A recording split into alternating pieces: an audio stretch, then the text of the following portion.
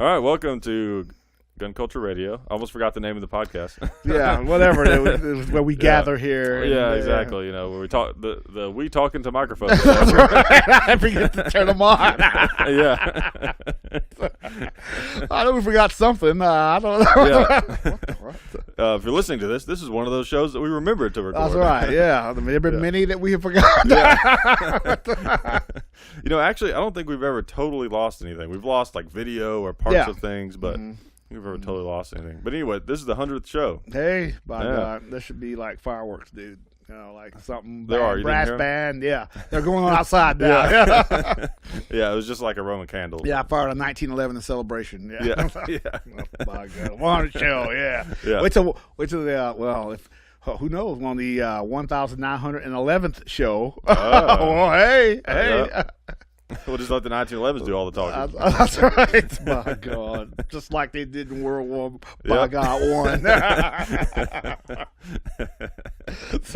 Yep, that's for sure. Oh, my God. But yeah, man, I remember that first episode, we had one microphone. We had this exchange between. We didn't even do that. We just like, let's see, I think you were sitting in that chair. Because I know this was like my seat for a long time, but I think on the first one, you were sitting in this chair. Okay. Mm-hmm. And then I was sitting in the office chair. That's right. And we were like, we were like this, and then there was a thing in the middle with the microphone. I had to lean over it. Yeah. And, you can go back and listen to that first episode. It's just, oh, my God. It's not even on iTunes. It's on just on YouTube. It's been a while back. Yeah. It's like, I guess, 2 or 3 years or something like that. Man, it's like forever. Yeah, I know. Yeah, that's what's funny about this is like sometimes my dad will be bad about. He'll be one of those guys that, time goes so fast. And we can all feel that way at times. But I have to say, at least with this, like the YouTube stuff that I've been doing. Yeah. And I think it's true. Anytime you're at least doing something that you enjoy, or you're staying busy. Yeah. I think a good way to look back at the past and not feel like it's just fleeting by so quickly.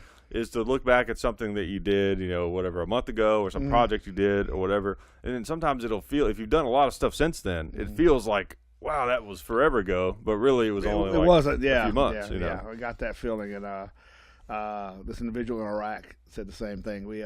It was like August, and we looked back at pictures from like January. It was like it seemed like it was years ago because so much had happened.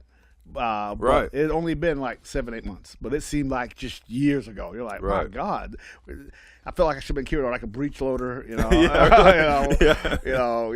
wearing a big red uniform with white strap, Yeah, and that's what, if you think about it, that's what time is. Time isn't really the numbers that we assign to it. It's our evaluation of how things change. Our perception of it. Yeah. Right. Just the same way that certain things age differently. Like rock is going to age differently than a piece of paper. Slower. Yeah. Yeah. So I think back to a YouTube video even a year ago. And it's like God. Or I think back to that first podcast. And it's like I think about how much I've changed since then. Yeah, in the garage. It's coming back. The microphone's hanging down from the ceiling. You're talking up into. It's like one of those old 30s microphones. Circle. I got a hand crank generator. Okay, go ahead. I'm getting tired. Or it's just a telegraph. We're just talking about Morse code. YouTube. We're sending out your telegraph messages and shit. Yeah. Oh, dispatches. Yeah, Point Express. Yeah, your opinions are coming like, this is what I think about the new election. Stop. I think that. It's like there's a stop after everything you say. I think another message is coming. I see the guy riding up on horseback. Oh, another message. Yes. Bring it on. 18th century podcast. Yeah. Them were the days, bro. Okay. Yeah. But, that was fun. So 100th episode. Probably should have hit it a lot sooner than we actually did. Well, it comes and goes. And I've been saying this for, people need to start keeping track of how many times I say this. But I really do want to do more podcasts, especially now. Especially now that things are changing in my life. Got the time for to a certain extent. More time. I mean, hey. Yeah. I definitely want to do more podcasts, and I'm about to move. By the time you guys are hearing this, I'm probably already in the process of moving to a new place, and the studio is going to be. It's going to be kind of different because I don't have one big bonus room like this at the new place. I haven't decided exactly how I'm gonna do it yet. There's a room. There's sort of a I don't know, sort of a secondary living room kind of deal Okay. that I might use for the podcast. I'm not sure. I'm not sure I'm going to set it up yet. Well, when we get back to the States, we'll see. Right, yeah. Hey, yeah. But the sandbag wall is definitely coming with me. Definitely, and I get the villagers down in this Polish village to help you. Yeah. Hey. Last I heard, they got a big get-together for you. Don't tell them I told you. Okay, all right. Yeah. The town square. Yeah. We need to actually go like to some Eastern European country and do a podcast. It's Mr. Hickok. You've been very good to us. Hey, no problem. Hey, America. Yeah. So we bring extra water up from the well just for right. you. Yes, we haul water up to your castle. We missed that. Speaking of that, what are you gonna do with those gators in your moat? I'm probably just going to set them free. Set them free. Yeah. Unleash them into the crowd. Yeah. I know. Yeah, you got your laws. You got your bring them back to the States. You got your vaccinations they gotta have. I mean, God knows what kind of vaccines does an alligator have to have, and then quarantine. I mean, what the fuck? Do they cooperate well with American alligators? I mean, yeah, and plus the shotguns that they're attached to them are probably going to have to be removed, because if they don't get their antibiotics regularly, they'll start getting infections and where they've been attached and stuff. And then try to get a shotgun out of a infected, angry alligator. Oh, dude. Yeah, that's not good. It's not worth the headache. Yeah. The sharks with the laser beams. Much better. Much better. That was the inspiration, I didn't want to be a copycat, Yeah. I think you react the same way when you had the problem getting the shotguns actually sutured to the alligator's head. Yeah. Okay, am I asking too much here? All I want is an alligator with a shotgun attached to his head. I mean, throw me a bone here. Yeah. It's not like I'm asking for sharks with lasers or anything. Man, that guy really dropped off the map, didn't he? Mike Myers? Did he have an incident or something? I mean, he's on something. He was on an episode of Gotham. Was he? Okay. He was Professor Pig. Okay, it's spelled Pyg. Okay. So I guess he's coming back on TV. I guess it counts. But Gotham, I got back into that lately. One because now Captain Gordon. Now when I first started watching the show, it was Officer Gordon, right, and then it became Sergeant Gordon. Okay, I feel like that's the Batman thing. Is that's Gordon right. just constantly moves up the ranks, and now he's up to Captain Gordon, and he carries a 1911. By God, yes, he does. A full size one too. Full size one. Nice. So, stainless or is it blue? It's blued. Okay. Hey, got my head. You won me over right there, Gordon. Hey, you won me over. But it's pretty good. I mean, it's a Batman prequel. Yeah. They got the Riddler on there, and he was a forensics guy for the police department. Yeah. That's right. And the Penguin is the guy. He's got the limp, and he's the Penguin's affected because they continually underestimate him. Yeah. But I was under the impression the Penguin was a lot fatter. But maybe this is years later because the guy they got playing the Penguin now is real thin and slight looking and all that. So yeah. But it's a good idea. It's a Batman prequel. Yeah. Good idea. And they can't sue you because it's a prequel. They can't sue, hey. I would think surely they have some agreement with. Batman's DC, right? Yes. Yeah. Okay. Not Marvel, it's DC. Yeah. So I'm sure they have some kind of agreement. I would think they would have to. And I think Bruce Wayne has just had his parents knocked off, and he's like 13. Okay. And Alfred, Alfred's trying to raise him and all that. Yeah. And of course, Alfred's this old SAS guy. Of course he is. Oh yeah. He can't be the guy. We met him in London. He was working for room service. And we brought him with us. No, he's a retired SAS guy that decided to work for the Wayne family. Yeah. Why not? Why not? I tried to watch part of Lego Batman the other night. Okay. Have you seen it? I've seen it. Yeah, I didn't finish it. There's this new trend in movies now where once people started making fun of movies that took themselves too seriously, movies all of a sudden got this idea like, okay, we're going to become just incredibly self-aware and make fun of ourselves throughout the movie. Mm-hmm. And at first it was kind of cool when you see it for the first time.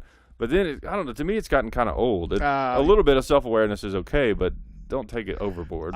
Thor, they don't want to be accused of taking themselves too seriously. Right.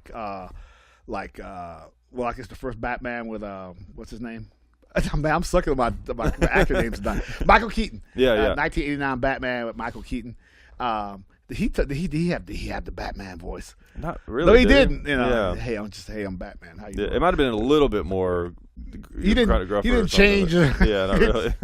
Yeah, I'm Batman. What? Yeah. How you doing? But he wasn't doing the Christian Bale. Yeah. Yeah, what are you doing? I don't know why. I don't know why. I wish Batman had like a Joe Pesci. You know, like, I'm freaking Batman. Batman can't have a high voice like that. Freaking Batman over here. Oh, hey, I'm Batman. Oh, no, he can't. Yeah. And even Ben Affleck does him in the Justice League. You know? Yeah. Yes, I'm Batman. Yeah, Ben Affleck. I need a shave. That's right. Batman with the beard. He just let it grow. You know, Batman with an Old Testament beard. Yeah. Appalachian Batman.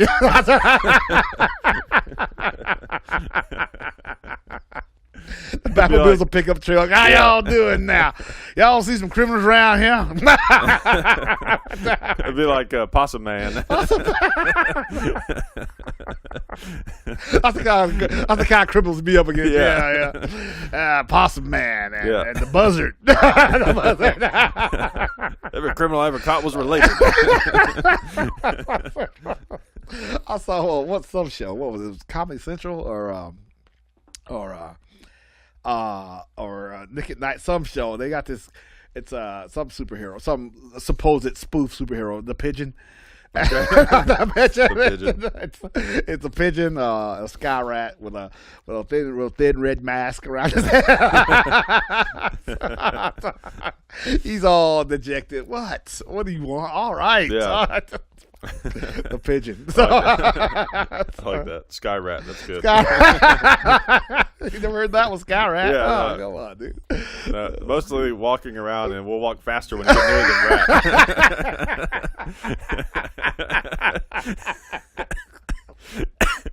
rat. We can't fly, but we don't want to.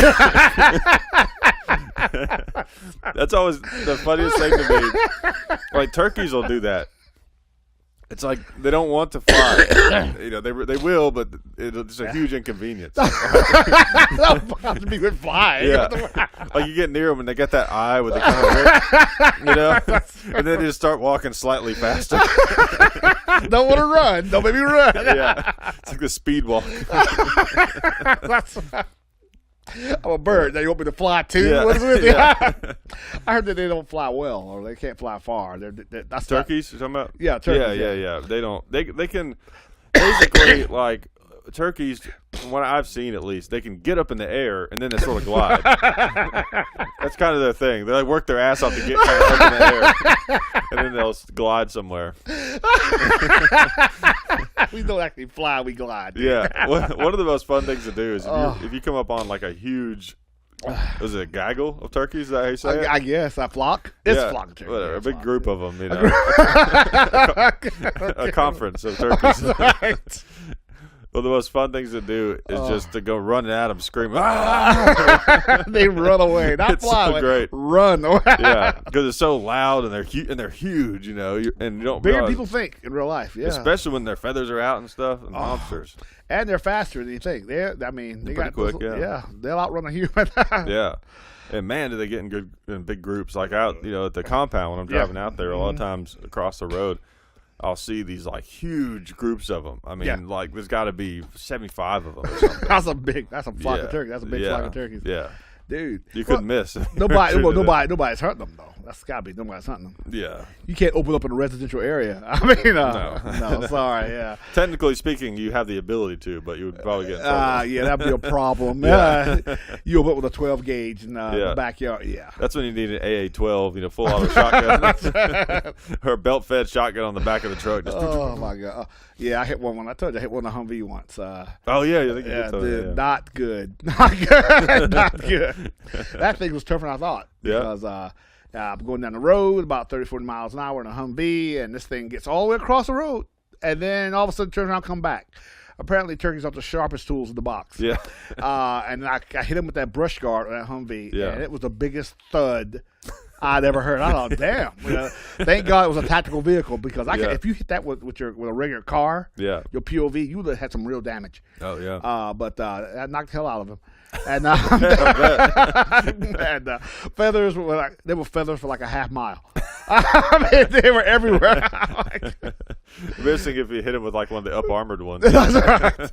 So for some reason, I stopped and threw him in the back of the vehicle, and now what I do with this dead bird? Yeah. I don't know. Yeah. I give him to somebody. What? Yeah. That's something I just thought of that I never thought to ask. What the hell does up armored mean? I've always heard that term, and I just assumed that was just a fancy way of saying armored. But. Well, yeah. It's what happens is that back in 03, 04, we get to Iraq. All of a sudden, we got the old basic issue Humvees with the cloth doors, basic aluminum frame, all that, and they're blowing us off the road left and right. So from there, we up armored to what they call at the time when I was there called Billy Bob armor. Yeah. And they took sheets of 1 inch thick, inch and a quarter thick metal, and welded it to the side of the Humvee. Yeah. And that was better than nothing. Like the Walking Dead. Yeah, I mean, welded it, yeah. And then you went riding around with that. Hey, and then you still got blown away because it wouldn't stop if inch thick metal wouldn't stop a M4 round. Oh, so it wasn't armor. It was just with regular steel. It was, yeah. I'm thinking that was just we feel good. There's something between us and no. Yeah. Because I'm thinking if a M4 will penetrate it, what will an AK do? So that, but you felt better. Yeah. Of course, depending on the metal, AR might a 5.56 round actually might have an easier time penetrating something than the 7.62 by 39 just because it's so much faster. Yeah, those green tip 5.56 rounds the steel are core. Known for penetrating armor. Yeah. We had one guy that he was in the passenger side riding shotgun. He knocked it off, and he woke up and he saw his reflection in the side view mirror and just fired 3 rounds into it. But we thought, see that he saw him. He thought, my God, he saw the ugliest thing he ever seen. And he tried to kill it. Yeah, so that's hilarious. So, dude, it was more of a feel good thing. Yeah, we know at the time it's better than nothing. Yeah, it's something. It's better than nothing. But by the time I left there, they had the 1114 Humvees, which were the first of the factory made the up true armor. up. So the true up armor. So up armor means like it's like that. The up part of that means the whole thing. Yeah, the whole vehicle's been upgraded. Yeah, up armored, and even then. The 1114s, only certain people got them. I want to make sure I notate that. Oh, yeah. Only certain people got them. Only high-ranking people, all kinds of stuff on their collar. They got those. Yeah, yeah. Everybody else is kind of like, well, I hope they don't hit us.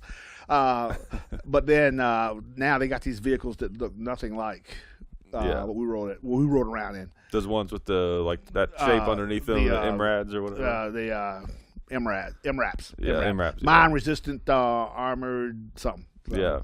But nice. Love to have one. Probably gets like 3 miles a gallon, but hey, nothing can touch you. I know one of my favorite combat footage clips of Iraq that I've seen. It was on YouTube because it wasn't graphic or anything, but it was these guys. This guy was filming as they were going through some town in Iraq, and I guess it had to have been an up armored vehicle because a round impacted the glass, and of course it stopped it. Yeah. And they got pissed, obviously, and everyone started sticking their rifles out the window, just shooting everywhere. No, no, yeah. When you're shooting out of it, you have to lower the glass to do that, which kind of defeats the purpose of having the glass in the first place. Yeah, I guess you better just leave it up. Leave it up, but you can't not shoot back at them. Right. I saw this this video from Afghanistan. And they were chasing these guys on motorcycles. And these guys went into this field. They're running, and they chased them in the MRAP out there. And this Joe tried to fire his 50 cal at them, and it wouldn't work. Okay, I've never just heard of them just not working. Yeah. It had to be something he did. Could be. That's usually the operator error. Maybe had an old one or something. Or he didn't put something back together right, or somehow he jammed it. Yeah. The 50 is just so reliable. Yeah. That if you do everything you're supposed to do, it's gonna work. Usually, if you go to fire it and it don't work, headspace timing. Okay. Because you got that nice little gauge. But what most people did, is that you do something called combat headspace and timing. Is that you screw the barrel into the housing, flush, and then back it off 25 clicks. Close enough. Yeah. That's right. Yeah. Most of the time that works. Yeah. Most of the time. But Yeah. you don't want to be out there that time it don't work. Yeah. Which is what happened to me once. It all of a sudden click, or it only fired 7 rounds and I had to recharge it. But usually it's operator. Okay. But anyway, these guys are running from him. 3 guys. The 50 cal don't work. His driver hands him a M4. That don't work. I'm like, whoa, wow, whoa, dude, And then he pulls out the saw, the 249, and then empties a whole belt into him. Yeah. I'm like, it's a little bit of overkill there, dude, but. Yeah. You got them. Yeah. You got them. They were armed. They were looking at you, but a little bit of overkill. I mean, on camera, he emptied the whole belt into him. Man. Whoa, dude. Well, he was about to shoot a 50 cal out of him too. So. Well, yeah. I mean, yeah. So, he tried the big option and then the small option, and then he went with the medium option. They were threatening him, and that's all it took. He was justified because they were threatening him with a weapon. So. Yeah. Do I say anything? But those rounds hitting you at about 500-600 a minute. Yeah, or faster. I think the saw is a pretty high rate of fire. Well, Saw's high, but the 50 cal like. The 50 cal is like 500-600, 600, which is all you need. Which we learned through the years in the Army that high rate of fire ain't necessarily a good thing because it's not controllable. Yeah, a medium rate of fire like the German MG42 could fire like 1,500 rounds a minute. Yeah, but the German attitude was they used it like a shotgun. Right. They figured we put enough rounds out there, we're gonna hit something. Yeah. Sorry. Well, I was just gonna say that was part of the Nazi philosophy in general. They were very wasteful with their money. Just throw rounds out there. You're gonna hit something. Yeah. Right? The American, the 30 cal, the M19 the 30 cal, and the other one. They fire like again 600 rounds a minute. Very just very very steady. Yeah. Very controllable. Right. Because the American attitude was, so what if I'm firing all these bullets out there if I'm not hitting anything?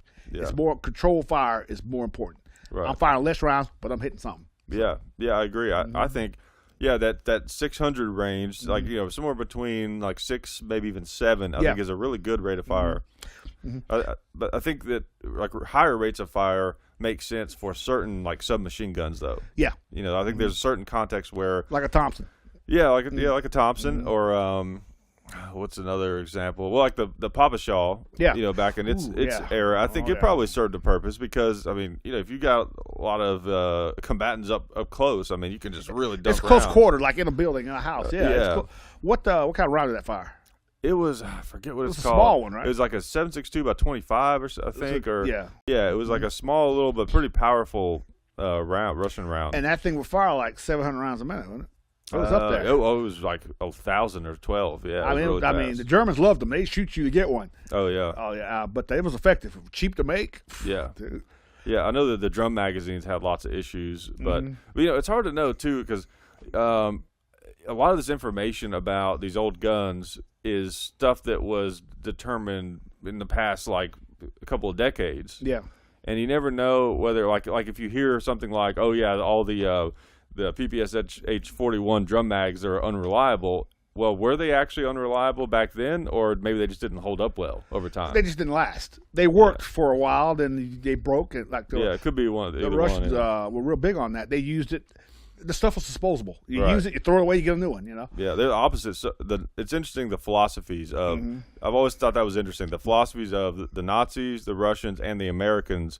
I feel like the Nazis and the Russians were like on opposite ends of the spectrum. And we were sort of in the middle. The Germans over-engineered their stuff. Right. I mean, they could not. In fact, one of the things that beat them is that they could not get away from that engineering excellence. Yeah. You're fighting a world war, dude. You need something good enough. Like the Tiger tank. They're all worried about we have to have the best tank. Yeah. And then they ran out of gas. Or it kept breaking down. They had to send it back to Germany to get it worked on. No. You need something good enough, like a Sherman. Good enough. And you can make a lot of them. Right. So if I lose 10, I got 10 more over here. Hey. Yeah. And one thing about that Tiger tank, it was good, but there were never that many of them. In fact, they only made 1,300 of them. Oh. Wow. So that's a lot of tanks, though. Yeah, but when you're fighting World War II, you got the Russians, British, everybody coming at you. 1,300 ain't really that. Yeah. There was never a bunch of them made. There was never a bunch of them at any one place at any one time. Yeah. They were real scary if you ran into one. Yeah, and the Tiger had a lot of legend behind it, and there was a condition in the American Army called Tiger fever, is that just if they even thought one was out there, people start getting anxiety attacks. Just the I bet. idea that there's one out there somewhere. They try to capture that in movies a lot. It's a freaking tiger. Exactly, like Fury. Yeah. The guy who played Brad Pitt. No, the other guy got blown away later. He was in True Blood, whatever his name was.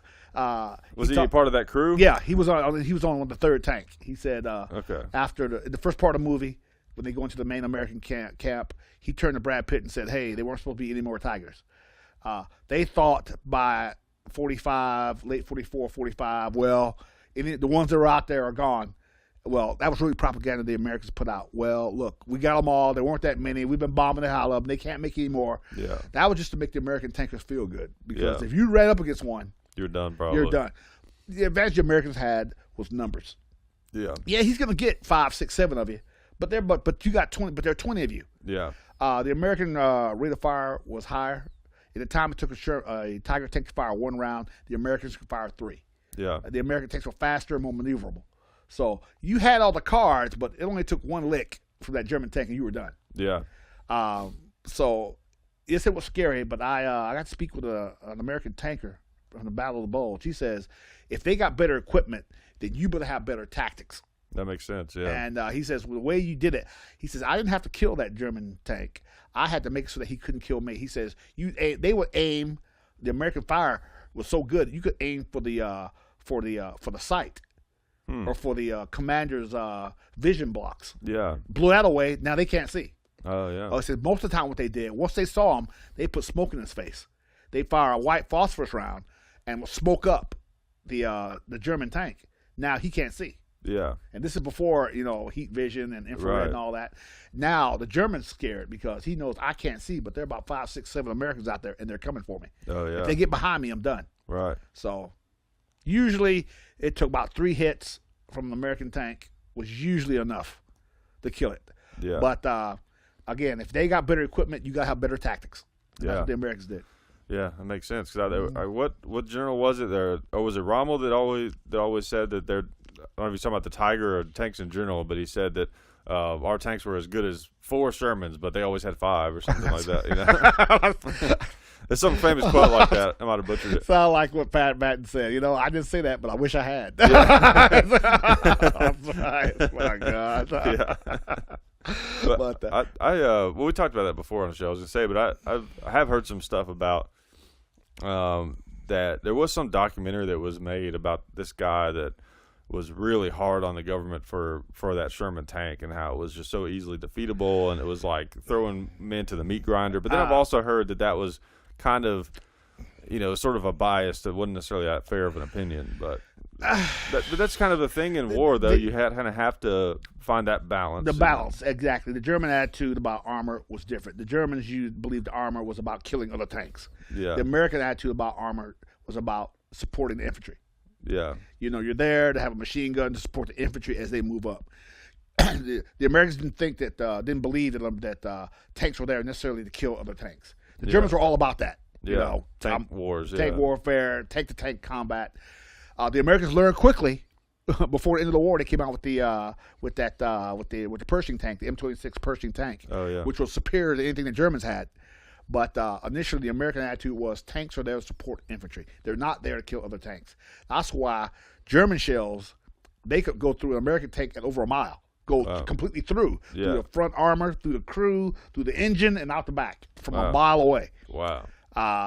But you might get 5, 6, 7, but if there are 20 of them out there, hey, they're going to get you. Yeah. It's just a matter of time. They're going to get you. Yeah. And while you're killing those tanks, their infantry is creeping up on you to blow you up. This guy, I read this account from this guy in World War II. He was the German tanks came rolling into their village and was shooting up everything. And he says one of his last images, he saw an American GI with a 5-gallon can of gasoline run up to the back of a German tank and throw it on the back and set it on fire and destroy the tank that way. I thought, wow. Yeah. That's what I'm talking about. That's balls right there. That's what I'm talking about. Hey, you're behind it. What they gonna do?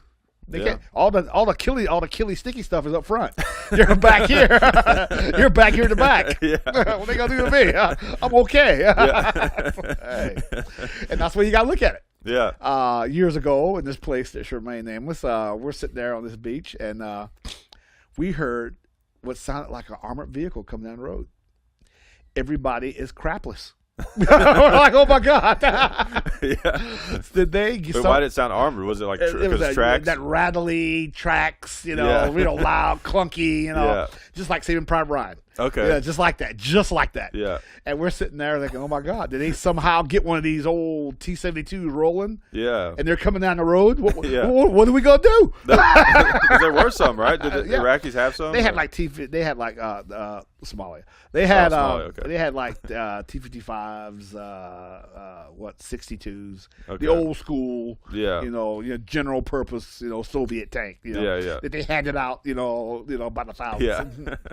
Yeah. So we heard this rattling tracks coming down the road. It was real loud. Everybody was just frozen in their spot, right? Everybody was frozen. Because oh my God, if that's what we think it is, we're done. We're hitting that water. We'll face the sharks rather than face that thing. Yeah. So and then it rolled up. It came around the corner, and it was a old Soviet PT-76. And what that is, that's an old school Soviet armored personnel carrier. It has a 14.5 millimeter gun on it, which still is huge if you ain't got nothing. Old school 1950s Soviet armored track M16A2. Yeah.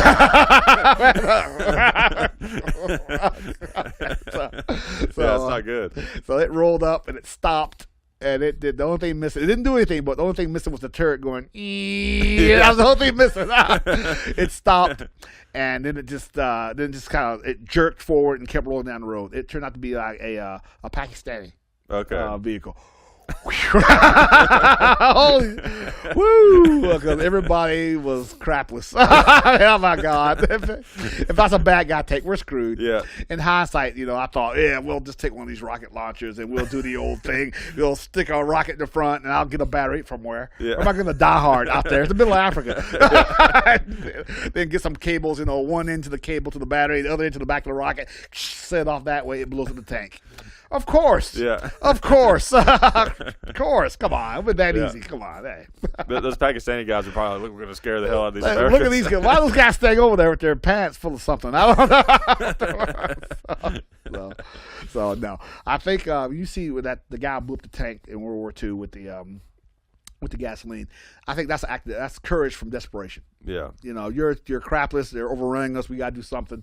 All of a sudden, I'm dead anyway. Let's get out there. Yeah. Hey. It's like I can die doing nothing to die a hero. Yeah, kind of I thing, can die in that ditch or die trying to blow up this tank and save myself. And if I get lucky, hey, I get another day. Yeah. So, yeah.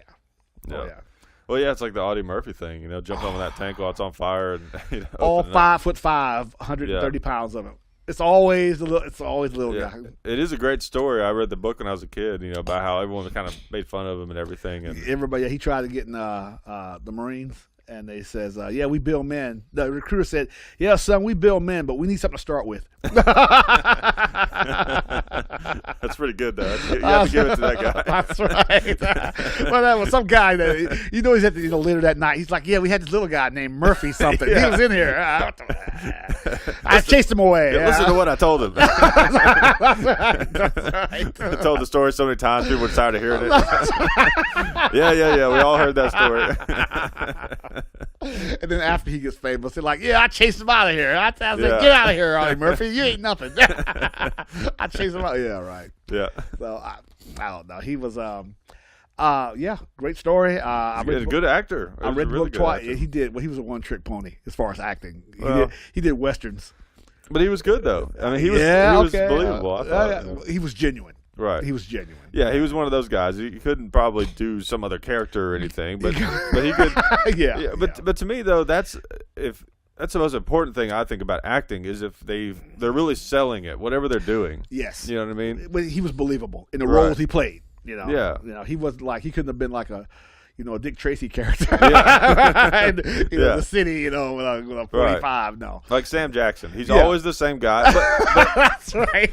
But he always sells it. Like that guy, it's like he's legitimately pissed about those snakes on that plane right now. I don't doubt that he's not legitimately upset about those snakes on this plane. That's right. I just saw Kong Skull Island again. Oh yeah, I like that movie. It's corny, but okay. Little tactical trick. Fly above the 60-foot tall monkey. All right, not at him, above him. I mean, not in arm's reach. Yeah. Do that. Come on. Yeah. And Sam is supposed to be this great tactical genius. Yeah. You think Sam would have known that? You know? Yeah, really. Above the ape, not down here. Yeah. It was interesting that he was kind of sort of a bad guy in that movie. He was a jerk this time. Yeah. Same character, just Sam Jackson jerk. The thing is, like, I get that thing killed your men. You'd obviously be upset, but it's also an animal at the same time. Yeah, dude, it's an ape. It's a 60-foot tall, at least. Ape. What's it supposed to do? What did you think it was gonna do? Yeah. Did you see Moby Dick? You can't get revenge on an animal. Come on, it's Moby Dick, dude. Yeah. Get out. Let's get out. We'll go back, get more stuff. Learn from the last time, like fly above him, fly above him. Okay, hey, we just lost Vietnam, so come on.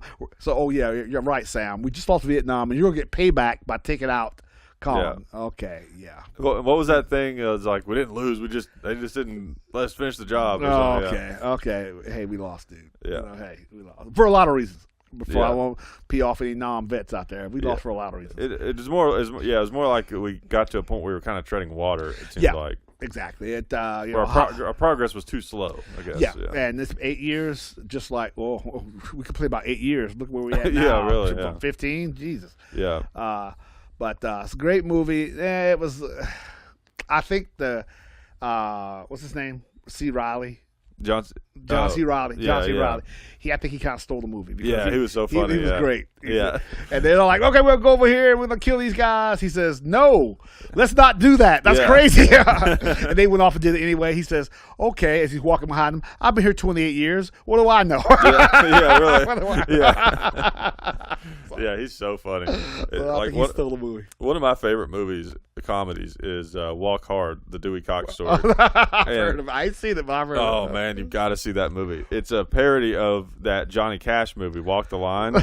Okay. And he plays Johnny Cash. and it also sort of like, it deals with, all the other music of the time, the 60s, 70s and stuff.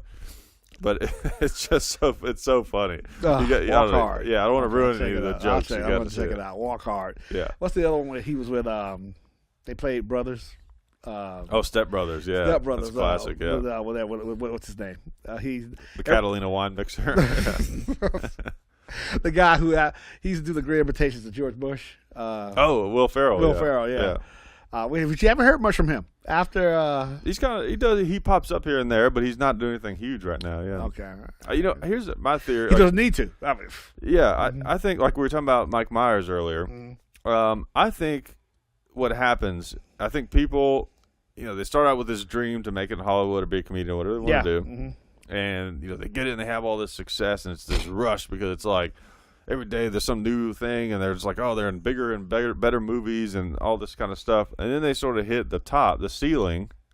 And then they kind of, then it's like, okay, it's hard you can't really get that fix anymore because you sort of already hit the ceiling. Where do you go from the top? Yeah. And then it's like, okay, the money, I've had lots of money for a while now. That's kind of, it's nice. I like it. I'm not going to run out anytime soon either. Yeah, it's like, it's cool. I like it. I'd rather have money than not money, but yet it's also just kind of, this is what it is kind of thing. So there's nothing new to be excited about with Hollywood and being in more movies and stuff. So, and then there's probably a lot of BS they have to deal with too. Well, I think the further along you go, there's more BS there to put up with. And also, it's like, I think you did the comedian thing.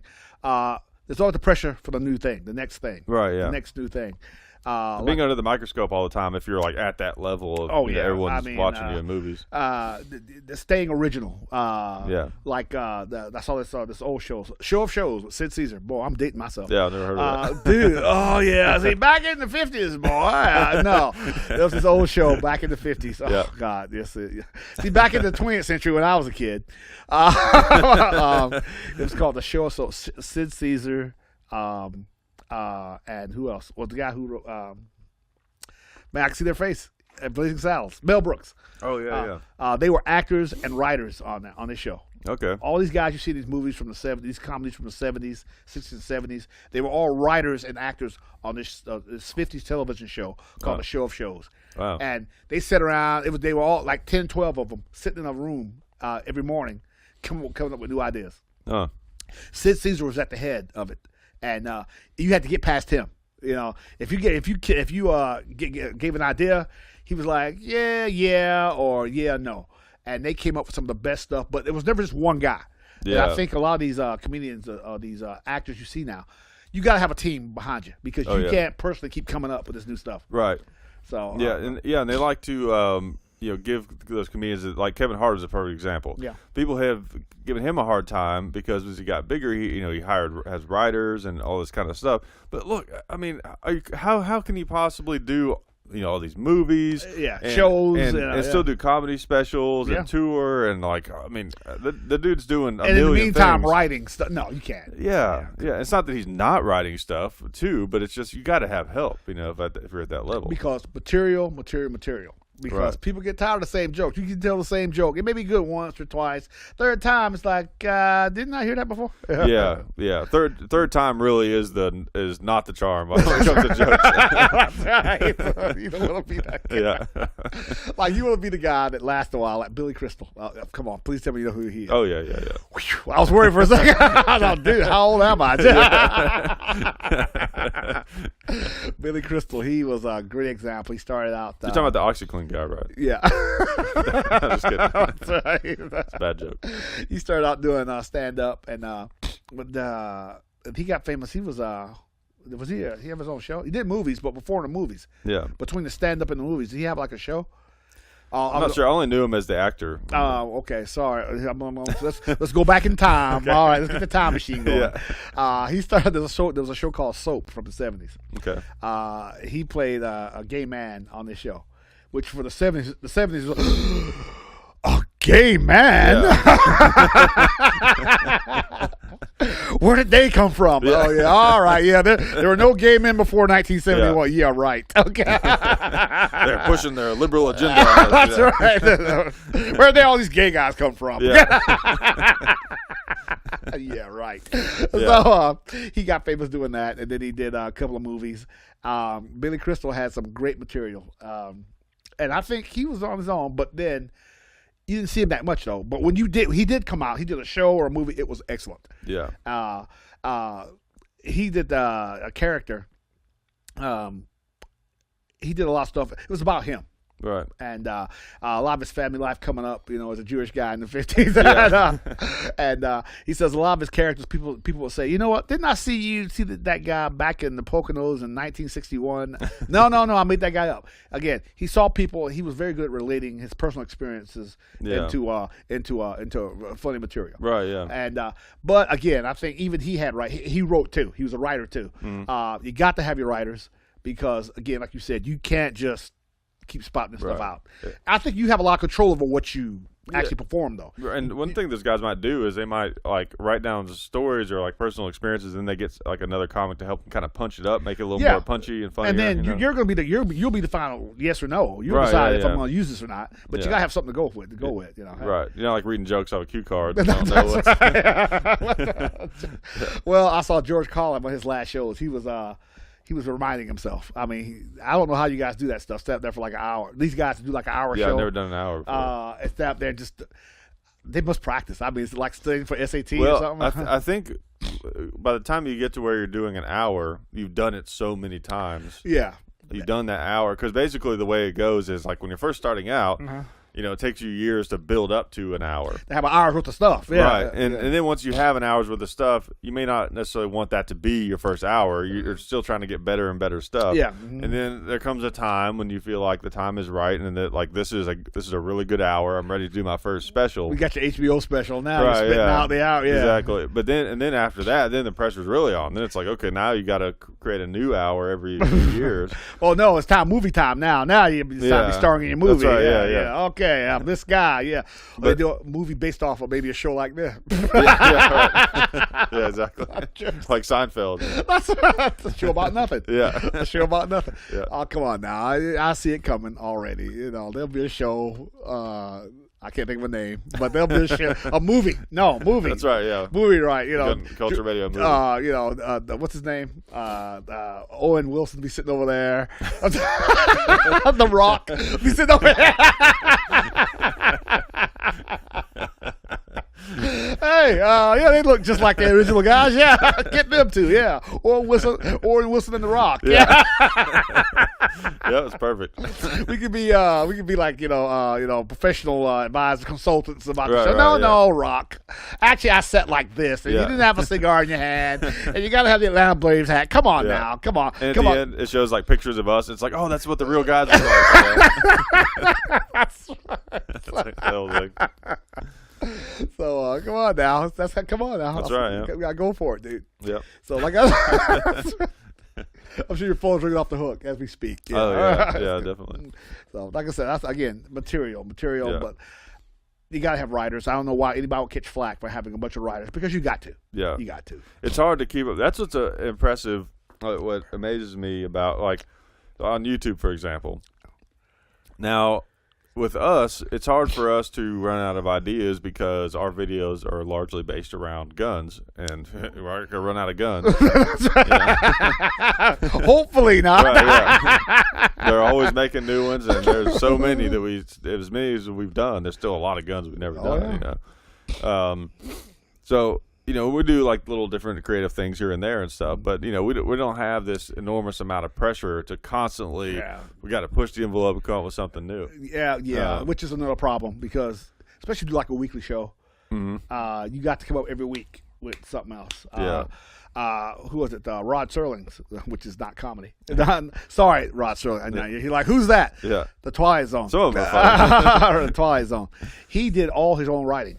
On that show. Yeah, I heard I didn't know he did all of it. And it was like every week he had to write, come out in 7 days. I got to have something completely original. A lot of those shows were so brilliant. Some of them were kind of, but there was a lot of brilliant ones. Oh yeah, he when the first couple of years of the show, he did all of it.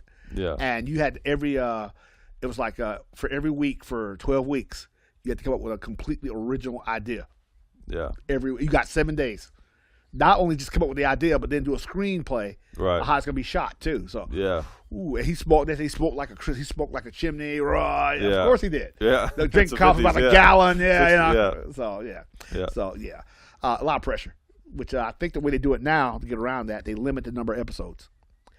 These new modern shows now, they'll for a season 7 episodes, and then they'll come back in February. They'll take like a 3-4 month break. Oh, like Walking Dead. And then 7 or 8 more. Yeah. Which is smart. That way there ain't all that pressure anymore. Yeah. Hey. Or you got like Netflix where like the Punisher series, for example, they'll just dump the whole thing out at once. Yeah. There's like 13 or 14 episodes of that show.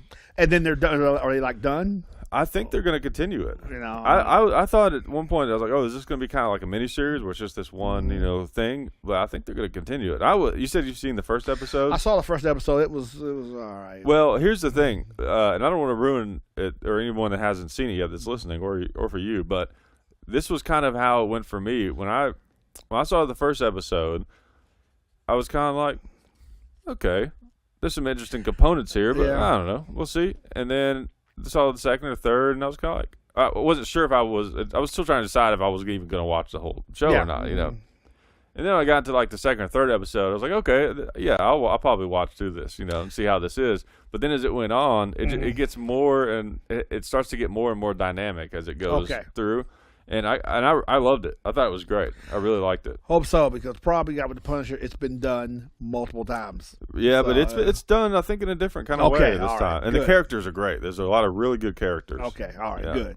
And you haven't even gotten to the point where, like, one of the I don't think you even see him in the first episode. Like one of the other main character other than the Punisher is like this guy. I guess he's in the comic books, but he's just sort of like government spook guy, but he's just like very likable, and he's kind of like the when you got the tough smash and grab guy or whatever, you got to have the nerdy like tech guy. That's right.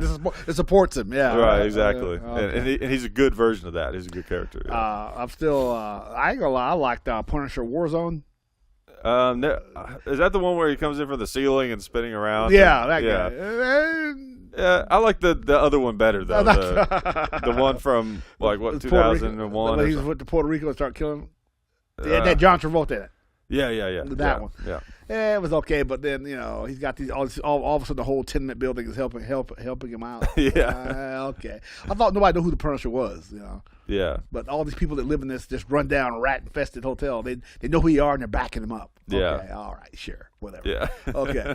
But Warzone with what's his name, the British guy. He played. He was in Thor and whatever his name was, tall British guy.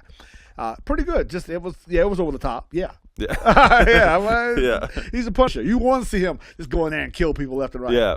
But hey. And that's what I liked about this Netflix one is it had the right amount of over the top, but then also the right amount of realism. I felt like. True. It's you're look at that show and go, he could be out there. Yeah. He could be out there. He could be out there. Yeah, like you have seen in the first episode where he's got the beard and he's like hitting the wall. Yeah, and stuff, he's all depressed and post traumatic stress, and these assholes. I guess okay, I forgot. Yeah, we're recording. Yeah. These jerks, they say that, you're messing with our overtime. Yeah. Yeah. And he lets them go the first time because, hey, I ain't got nothing to prove. Let them live. Hey. Yeah. And the other guy tries to make friends with him. He's like, hey, dude, if you need a friend, you got the wrong guy. Yeah. I got the wrong guy. And then he kills them all, except the guy he saved. Well, now you ruined it for everybody. Yeah, well, okay. Spoiler alert. It's the first one. It's the first episode. There are 13 more. You know he's going to kill him anyway. That's a given. It's bullshit. As soon as it comes on, okay. It's just a matter how many people he's going to kill. It's like, is this character a bad guy? He's dead. So, but no. Should the Punisher be out there? Yeah, there's definitely some morality issues to that because just like a dictator, you don't know who they are. That's right. That's the thing. That's right. That's the whole thing with Dubai, right? Uh-huh. Part of the reason Dubai is so profitable is because they don't have all this governmental red tape and all this stuff. It's like, hey, I want to build this building. Build it. You got the money, throw it up. Yeah. Except the other side is not only do I not want you to build that building, I'm going to seize all your assets and throw you in jail, and there's nothing you can do about it. Well, that's why you make sure that person that gave you permission is well compensated. Yeah, but that's the problem with a dictator. You don't know what you're going to get. Well, but you know that going in, though. I think I would know that going in. It's like, oh, hey, dictator, faceless leader, okay. This is going to be good for all of us, and I'm going to make this, and this is what you're going to get out of it. Yeah. As you push your sack of the chest of gold. Yeah. Okay. But Dubai is kind of a scary place. I mean, it's like this very profitable kingdom, some people have bought real estate down there and made just insane amounts of money, but it's very like conservative and in a like Muslim religious you better kind of way. stay in the tourist area. Don't go wandering off in your thong into the down. No. Yeah, like you're allowed to drink, and there is a specific tourist area where you're allowed to get by with a little bit more stuff, but there's like they have like Sharia law there, I think, and it's the real deal. Yeah, you have to understand where you are. Yeah, right. It's a great trip. You can't just be like, I'm in Vegas. No. Yeah, don't forget where you are. It takes like 12 hours to get there too. I'm like, oh, I bet, yeah. Oh, they're like building their own land out there, just like dumping dirt. That's money. They had their own. They built. In fact, that's the place they built their own ski slope. Yeah, in the middle of the desert. Yeah. That's cash. That's money. You know what? I want a snowy mountain there. Yeah. Yes, my lord. And go off and build it. Yeah. Dubai's like Bitcoin the country. I mean, dude, that's insane amount of money. But they're trying to get away from oil, believe it or not. The Saudis are anyway. Yeah. They're trying to get away from oil. There's no future to this oil stuff, I guess, but I don't know how much they got left, but that's a good idea. They're looking ahead. Yeah. Yeah. It'd be interesting. I wonder what the future of energy is going to be. I mean, you think they'll figure out a way to harness nuclear power in a smaller package? Where right now, I think a nuclear battery pack. I think that's right, like Ghostbusters. All right, let's go. Yeah. But there are other sources out there. It's just oil, fossil fuel is the most efficient that we have right now. Right. But natural gas is America got plenty of it, and it's kicking the heck out of coal. When there's other sources out there, but how do you practically apply it? Like these battery-driven cars, electric cars. Right. The minute they make one that can go 80 miles an hour, which I think they already got one. Yeah, they can go fast. The problem is the distance. Yeah. Is the issue. You have to, how far can you go and without having to recharge? Yeah. That's what the battery's for, right? I have a spare battery in the back, like your cell phone. Yeah. Quick charge and off you go, right? Yeah. I would trust no cross country trip because, of course, the battery's going to run out in, in Southwest Louisiana. Okay. Okay. You go into some really country gas. Hey, you got any place to charge my car? Well, that plug over there. Yeah. No. We got AA. We got AAA. What is that car that has gas backup? Oh, the hybrids. Yeah. Yeah. I think that work. That should work fine. Yeah, that's not bad.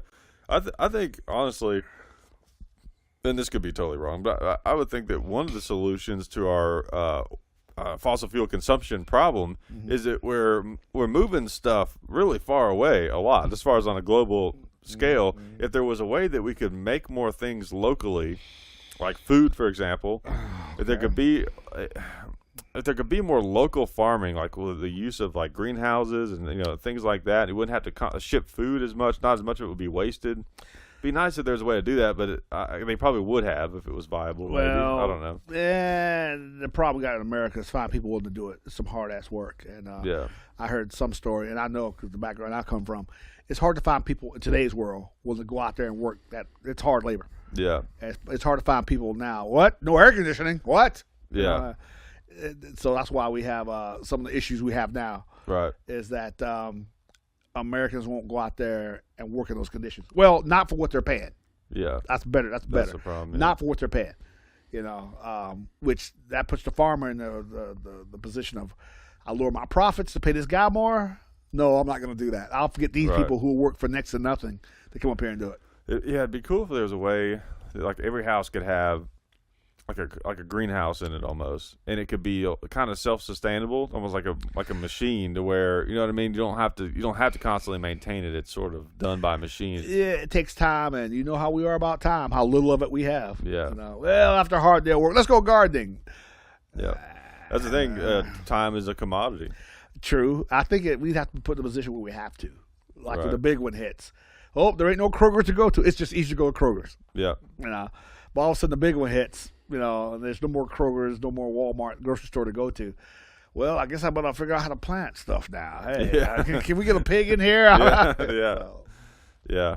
So, or they have like Star Wars, those portion foods, where it comes to a little freeze dried. Star Trek. Yeah. What they call the thing in the galley deck on Star Trek? You push the button, all of a sudden, plate appears. Yeah.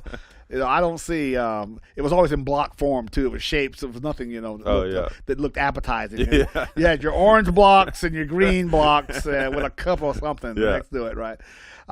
I just had this image when I was a kid of the kitchen on the Enterprise. Some fat guy, sweaty. Yeah. What do they want now? Okay, red blocks. All right, he's shoveling them in. We had red blocks last night.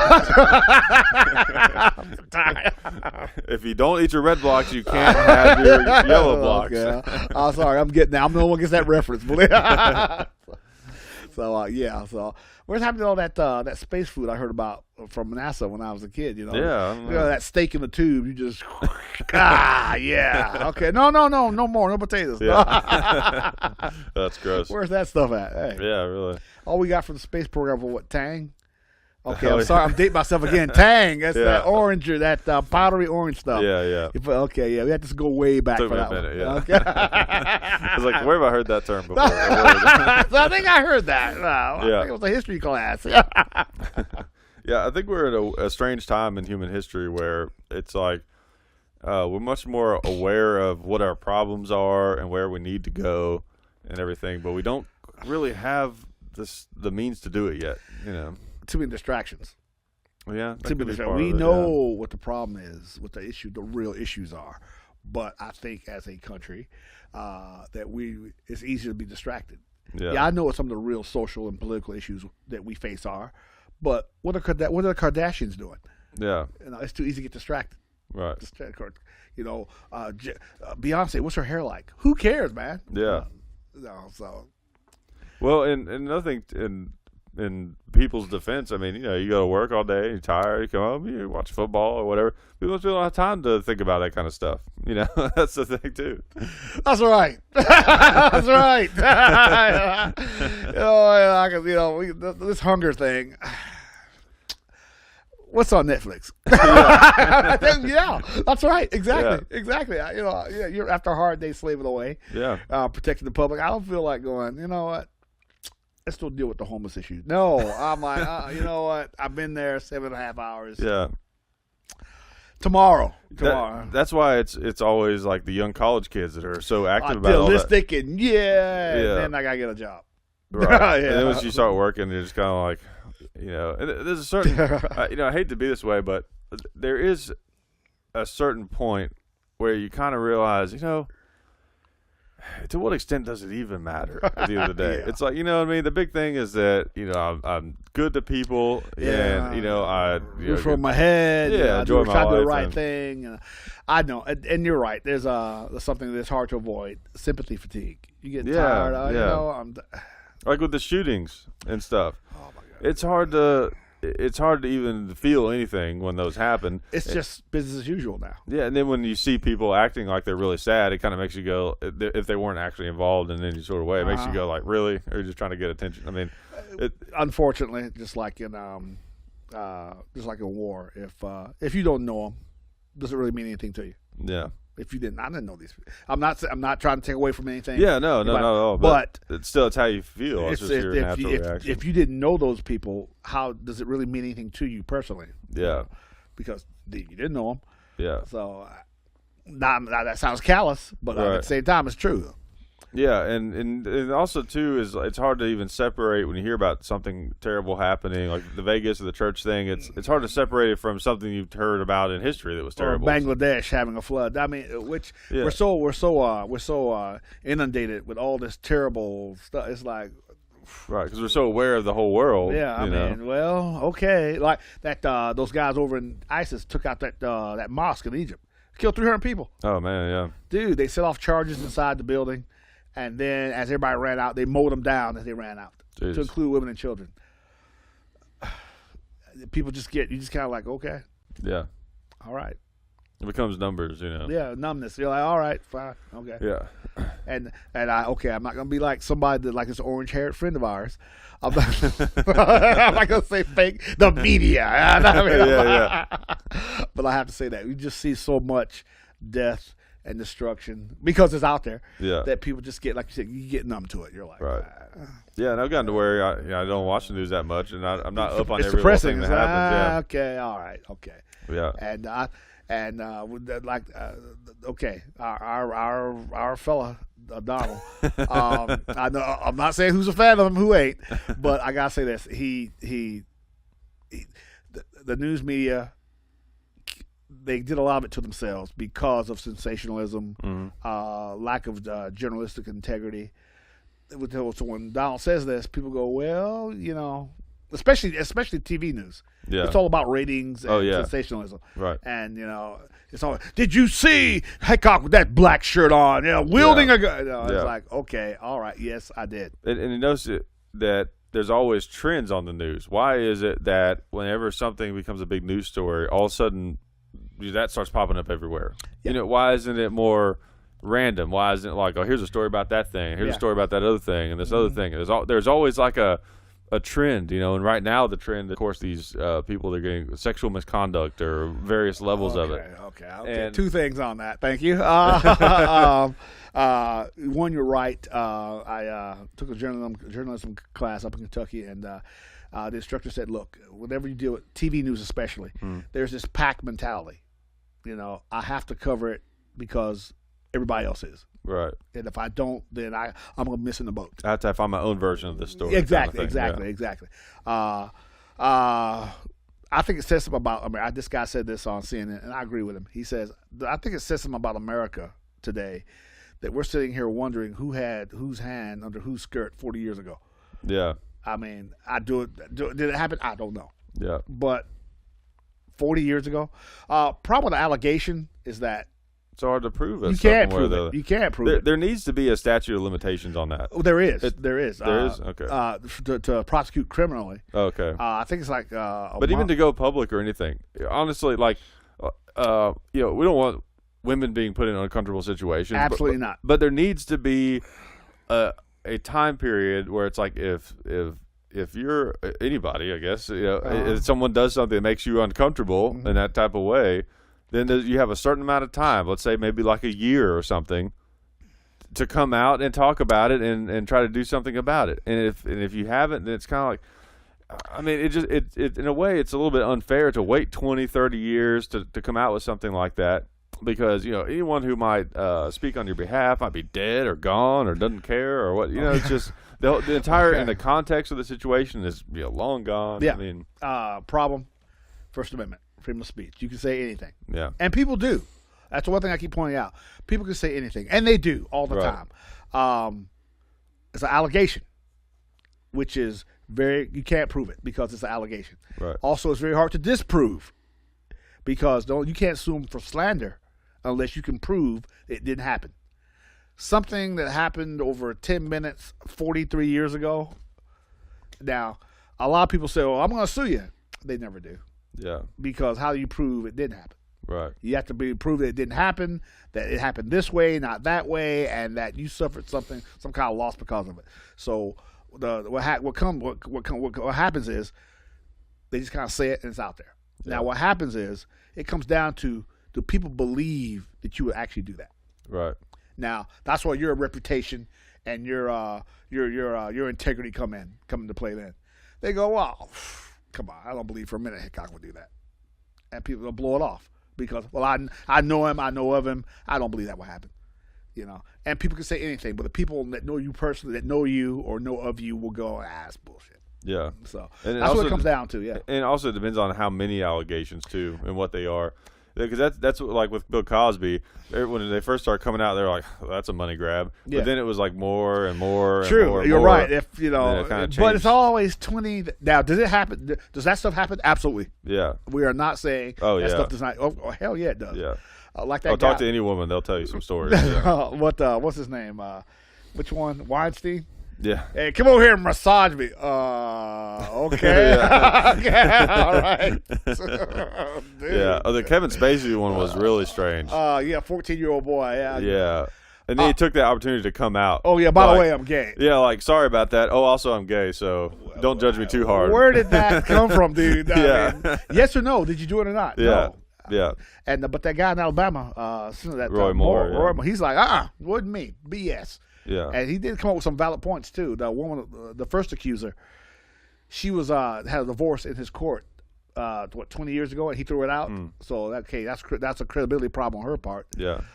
Two, he's like, I've been investigated both by state and federal agencies multiple times over 30 years, and this never came out. Yeah. And I did hear one thing about, supposedly he was banned from the mall. Yeah. That ended up being not true or something. So again, he's like, it's BS. And it's kind of strange. It just came out 4 weeks before right, election. There's obvious political motivation. Exactly. So, and all of a sudden now their brother's accusing everybody else. Yeah. And, I'm not a big fan of Al Franken, for sure. That's right. But that one seems a little overblown to me. He was a comedian. He was coming to see the troops. And yeah, that one seems a little overblown. The Louis C.K. thing, that was kind of. What did he do? He was massaging. He was taking care of himself in front of. So wait. They didn't do anything. You made them watch it. Yeah, exactly. I just imagine him like in a trench coat, Okay, I mean, dude. So she never laid hands on you. You just sat there. Okay, look at here, baby. Yeah. Okay, dude. Yeah, that's disgusting, dude. Yeah, dude. That was pretty messed up. But at least he admitted to it. Even Weinstein's going, "You sick." Yeah. Yeah. But I will say, like, Louis C.K., his career is not going to be done or anything. He admitted to it. Yeah. He didn't actually, he presented himself in a way that people did not want to see, but but at least he didn't actually touch anyone. No, I'm just over here in a raincoat. Hey. Regular stuff over here. Look over here. Look at me. Yes. But, okay, let's go back in time. Pee Wee Herman, he came back. Yeah. He did. I mean, but he didn't touch anybody. You're right. to old school, X-rated movie theater. Oh my God, Pee Wee, come on, you were rich. He could afford that. And he did his thing in the movie theater. I mean, yeah, he came back. yeah. He came back. I mean, because people thought, well, he didn't actually do anything to anybody else. Yeah, exactly. Oh man. So, who else? There's been so many. It's like I know, and and Matt Lauer. Now he admits he did it, and Yeah. I'm thinking, dude. They said too in Hollywood, in the industry, people get so powerful. They're like, if you want a career, you're gonna do what I tell you. Yeah. Dude, Harvey Weinstein looks grungy as as fuck. Dude, get a shave. But yeah, definitely, I can see how you have that power. And I think here's another thing. Not to defend any of these people because I don't know them personally, but one thing I could see that might be hard for the average person to understand that I'm assuming that would be the case, right? Because first of all, I think about like the rock star thing. Rock stars, literally like the way it goes is after the show they go back and there's girls lined Groupies up back there. Yeah, and that's every numbers. Take a number. That's every show, you know. And if you're really famous, like truly famous, where like a lot of people know who you are, it's got to be sort of like that for people like that too, to a certain extent. So if you're used to like women of all levels of attractiveness being, very wanting to be, involved. Of course, they want me. Hey, yeah. So like being told no, it wouldn't be like you're so arrogant. It's kind of like you almost kind of get to where you expect it. You know what I mean? Yeah, I expect it. Of course you. You get so used to it that you just sort of expect. Why are you here if you don't to. Want to climb on top of it? Yeah, exactly. Come on, I'm Weinstein. Oh, yeah. Okay, yeah, like you have. So that's a factor, is what I'm trying to say. You have to. Yeah. He was like 88, and he had these 3 wives. Yeah. He had that show. He had. The reality show, and, The Mansion. He had like 3 girls he was married to or some crap. You know, they were all in their 20s. Yeah. Okay, I think Hef actually believed that these women wanted him. Hef, you're 83. Yeah. You're 83. He probably just didn't care. I mean, I wouldn't care. I'm 83. What are you going to do to me? Come on. Look at my mansion. Look at my girls. Hey, come on. I'm Hugh Hefner. Hey. Yeah. Come on. Yeah, I mean, he didn't care, but but the girl said that he actually believed that, these women want me. And I think some of them, he's Hugh Hefner, dude. He's a fossil. Well, you ever heard one of his famous quotes? When he died, they were running some of his famous quotes and different things. Someone asked him, what is your favorite pickup line? And he said, hello, I'm Hugh Hefner. Right.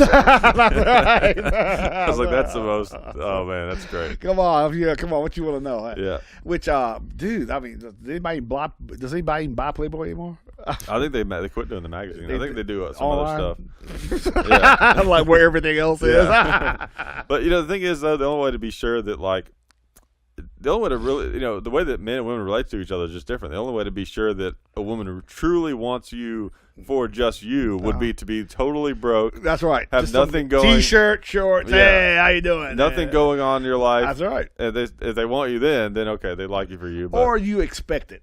Hey, I'm Hugh Hefner. I'm a multi-million. I guess he was a billionaire. Maybe. No, probably not billion. Probably million. Millionaire. Yeah. Come on. Yes, the Playboy won't. Yeah. Hey. I think you gotta be realistic. Yeah. I'm 83. Right. Why would this 22-year-old want to be with me? Yeah. Only because I'm Hugh Hefner. I know that. Right. I expect that. But then again, you could also say that it means more if someone wants you for your success or your money because you earned that. You didn't earn just how you were born. Well, it ain't gonna last though, as we see. Your health, you can't take it with you. Yeah. While he was alive, it lasted. Yeah, he was all right. I mean, what did he have to do? Health? He hung around in silk pajamas around the mansion. Yeah. Well, I'll tell you what. I'll tell you though. There's a documentary on Amazon about Playboy, and it goes through the whole history of it and everything. That guy definitely earned his place. I mean, he was an innovator. He really was. For 50, the first Playboy came out in 53. Yeah. Marilyn Monroe on the cover. Yeah. Dude, great. He earned it. Yeah, he did. Hey. That's the thing. He seems like, people they're jealous. Like, oh, look at this guy. He's just hanging around his mansion. He worked his ass off. Yeah. In the garage. Hey, Marilyn. Okay, hold still with a camera. He started out with nothing. He bought the photo. Actually. Oh, he did. Okay. That was like a thing. See, back in those days, the way that, I don't know, it was just different. The way like when women would model for a photo, they didn't own it. Oh yeah. And so he bought it from someone else. She didn't even know that she was going to be on the cover until she saw it, I guess. Okay, cool. Yeah, but that's how it was. I saw the pictures of Hef back in the '60s. Dude, that's the way to do it. He's in a room, with a bunch of women around, fully dressed, suit and tie with the pipe, How you doing? Yeah. Glass of brandy. Come on in, boy. Yeah. That's how you do it. Yeah. That's how you do it. Now it's like, everybody's just, getting no drugs. Alcohol was all you saw. Right. Just alcohol. Bourbon, okay now. Don't get carried away. Yeah. But they were and it was just a different time. But it was more about it was a gentleman's magazine when it started out. Mm-hmm. You just didn't go in there, to do what you wanted to do. And right. And then they started that was one of the things they talked about in the documentary. They started kind of pushing the envelope more with like Hustler and some of these other. Well, you had to, because people, there was a market for that. Right. And yeah.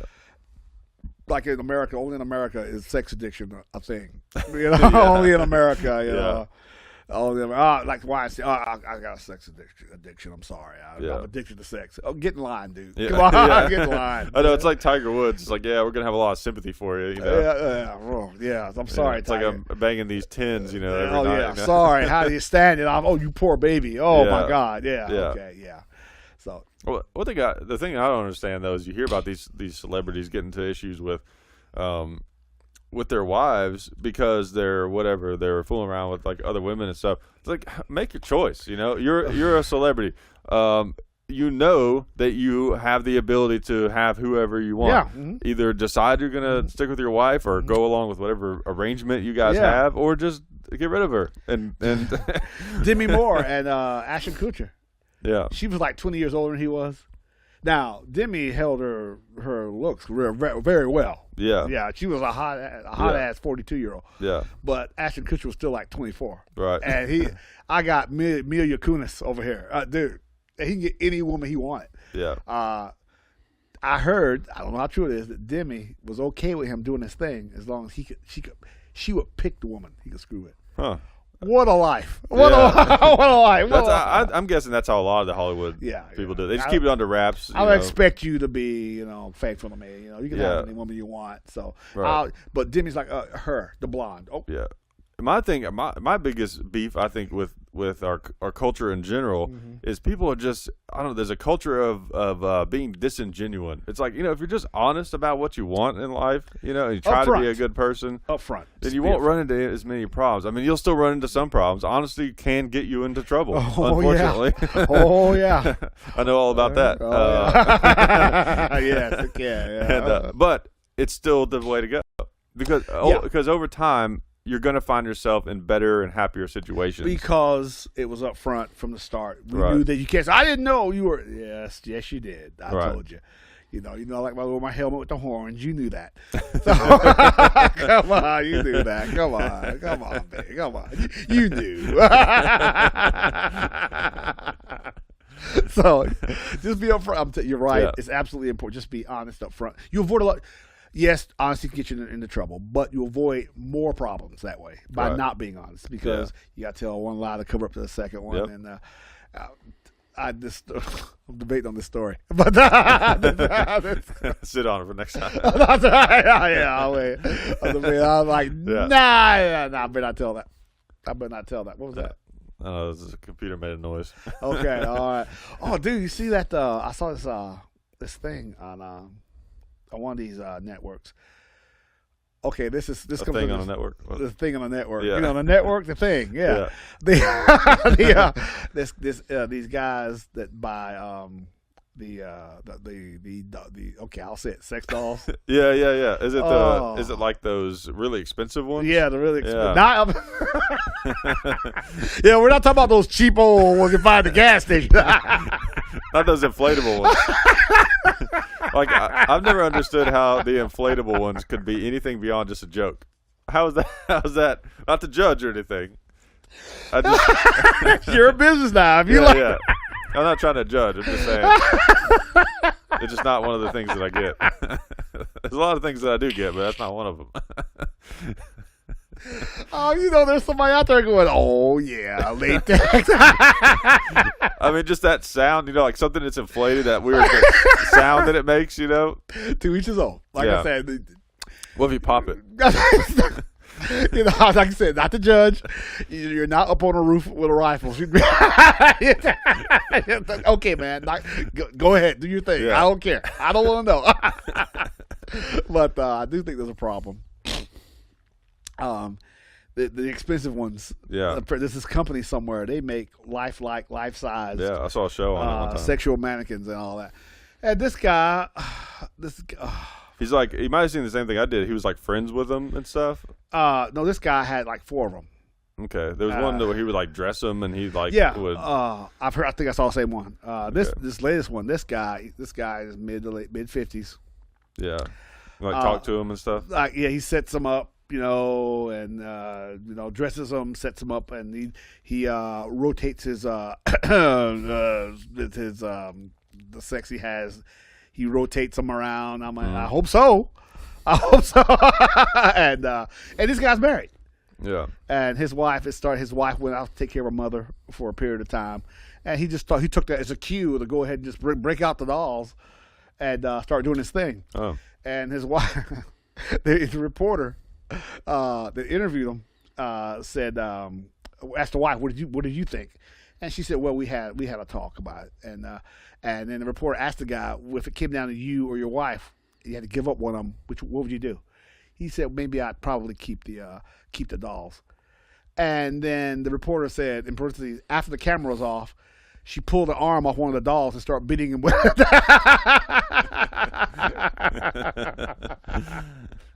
So I guess there are worse things. I mean, they look realistic. I'll give them that. They do look in real, a creepy, Chucky kind of way. Yeah. But it's dead. Now, robots, I could get behind that. If it was real. No pun intended. That's a danger. Of all people, Putin. I said, that's one of the, and who was it? The guy in the chair. Hawking. Yeah. The guy in the I like that that's what he is to you. all the science stuff, black hole research. Yeah, the guy in the chair. The chair guy. That guy. Smart chair guy. Let's get a basic level here. Come on. Stephen Hawking.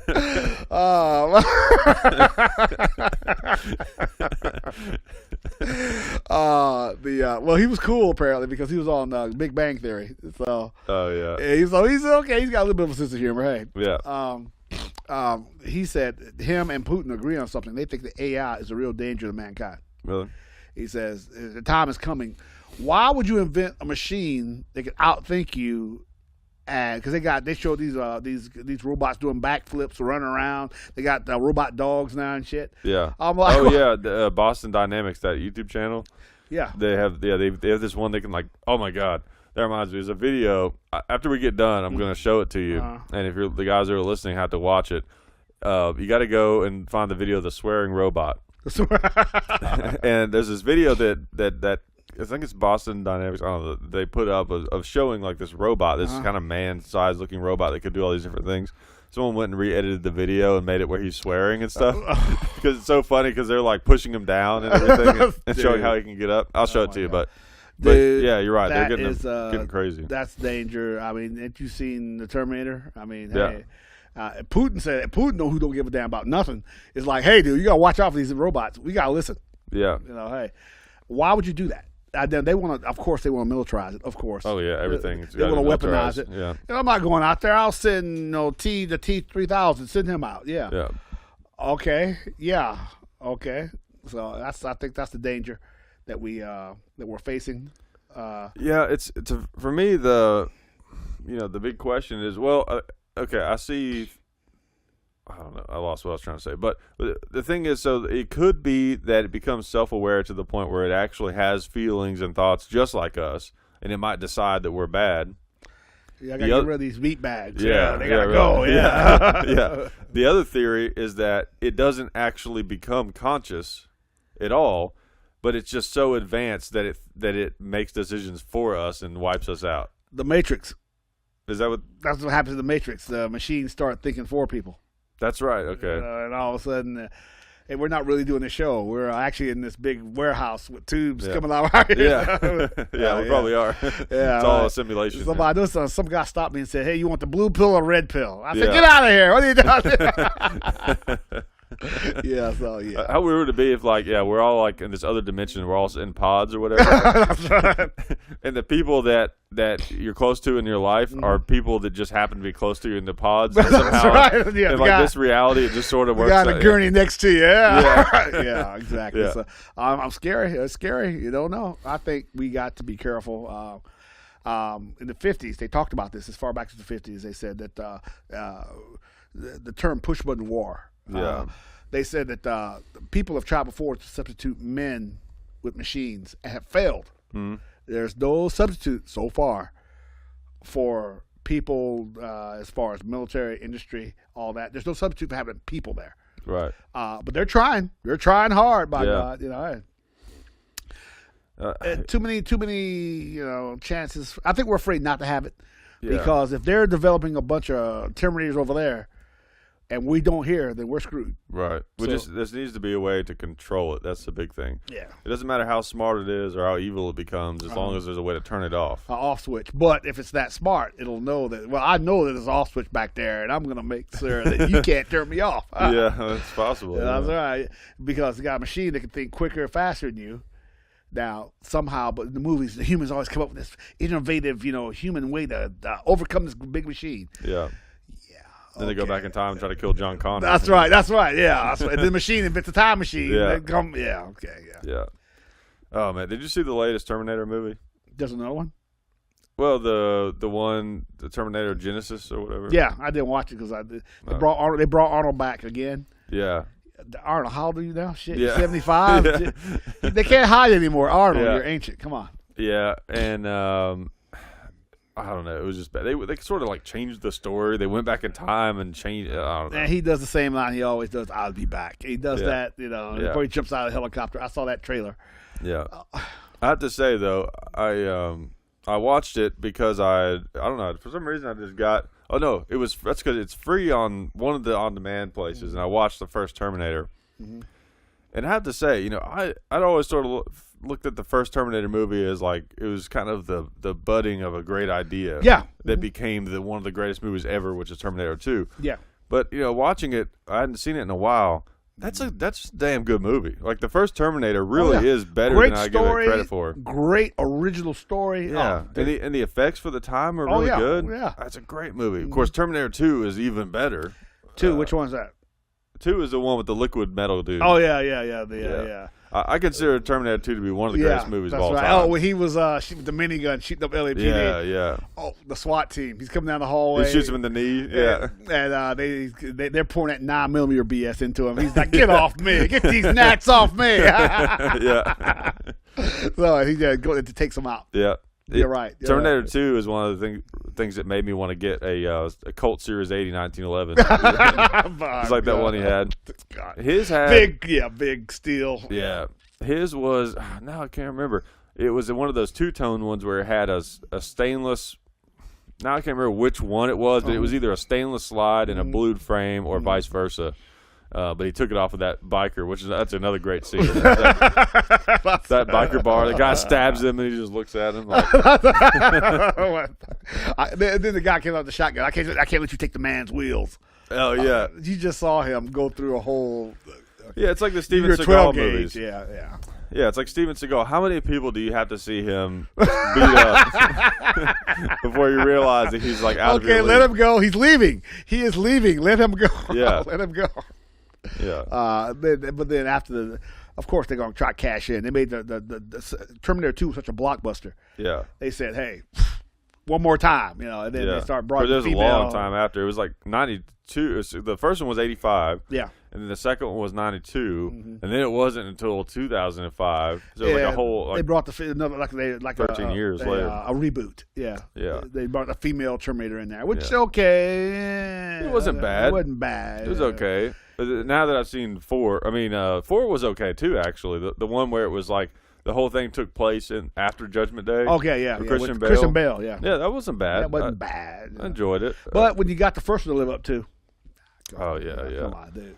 Yeah, but it sucks that they kind of somewhat ran that franchise in the ground. I mean, if Terminator Genesis had been good, then it would have kind of really made that whole franchise strong. Who's the guy that made Titanic?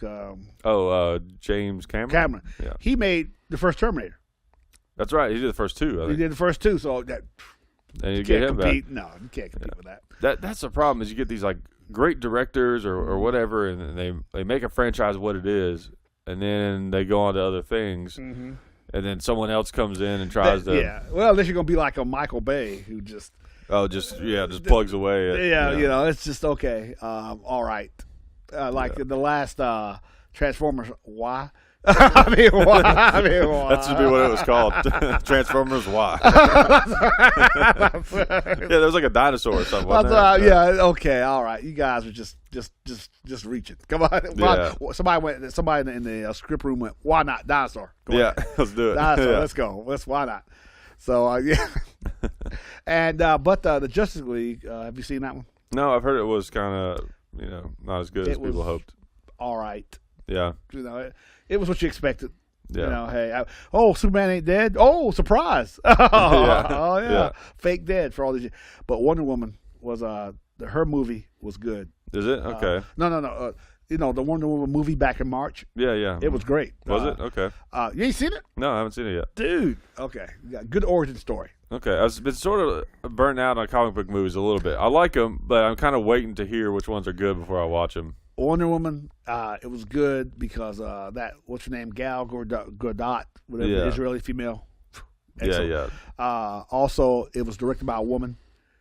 Very, strong. If I'm a woman, hear me roar. Good. And the people, it was a great movie. Good chance to see it. Yeah. I'll Justice League was. That's what you expected. Yeah. What's the name? Ragnarok. Thor Ragnarok. Oh yeah, that was good. That was good. Okay. Dude. Talk about movies not taking themselves too seriously. Yeah. It didn't go too far. It didn't take itself too seriously, and they said, look, and in fact the director said, look, let's don't get heavy-handed. It's a comic book movie. Yeah. All right. All right, Yeah. And the characters in that, look, we're not too carried away with this. So Yeah. So go see it. Ragnarok. Thor. Ragnarok. Yeah. So dude. That's cool. Well, I guess we probably got close to our normal time. Yeah. I guess so, dude. Yeah. I don't know. Yeah, it was fun. 100th episode, So. Yeah, we should have like a ceremonial firing of the 50 cal. We should be at a range. With tracer fire going on. Yeah. Big flaming 100 in the background. Yeah. That's right. Yeah, exactly. My God, yeah. Yeah, so, get the new studio set up. So the next one will be in the no problem, dude. on the new studio. So hopefully it'll be cool. Okay, bring it on. It won't be as challenging of a hill to get up. They up here on Mount Hickok. Yeah. Oh, my God. I gotta get back down, so I get back to the plane to get back to the States before Monday. Yeah. That's right. Yeah, exactly. And I got to release those alligators. So. That's right. I release the alligators, and I'm glad you didn't get those lions like you planned to. Yeah, really. Yeah. All right. Well, appreciate it, and we'll see you guys on the next one. Next time. All right. See ya. Mm-hmm.